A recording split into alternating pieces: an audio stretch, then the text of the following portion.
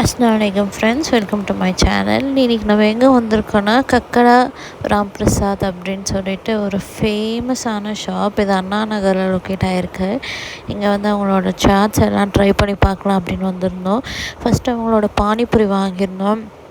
அழகாக இந்த மாதிரி ஒரு பெரிய மண்பானையில் பானையை வச்சு எங்களுக்கு ஒரு சின்ன தட்டில் வெங்காயத்தை கொடுத்து, அப்புறம் ஒவ்வொரு பொரியலையும் அந்த மசாலாவை ஃபில் பண்ணி ஒவ்வொரு தண்ணியும் ஊற்றி கொடுத்துருந்தாங்க. சாப்பிடவே செம்ம அல்டிமேட்டாக இருந்துச்சு.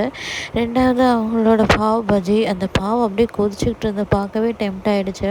அதோட அந்த பாவில் வந்துட்டு இதை நிறைய பட்டர் போட்டு நல்லா ரோஸ்ட் பண்ணி கொடுத்தாங்க. அவ்வளோ சாஃப்டாக இருந்துச்சு, பஞ்சு மாதிரி. வாயில் வச்சதுமே கரைஞ்சி போயிடுச்சு. அப்புறம் அவங்களோட ஃபேமஸான சமோசா, அந்த சமோசாவுக்குமே அந்த சட்னி சூப்பராக இருந்துச்சு. ஸோ என்ட்ரு ஆகும்போது இந்த மாதிரி கவுண்டரில் சூப்பராக சுட சுட ஹாட் ஜிலேபிஸ் போட்டிருந்தாங்க. போட்டு அதை அப்படியே அந்த சூடான ஜீராவில் டிப் பண்ணி எல்லோ கலராக இருக்கிறது அப்படியே ரெட் கலரில் மாறிடுது.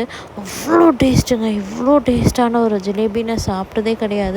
கண்டிப்பாக நீங்கள் வந்து அந்த சைட் போனீங்கன்னா ட்ரை பண்ணி பாருங்கள். அவ்வளோ டேஸ்ட்டாக இருந்துச்சு.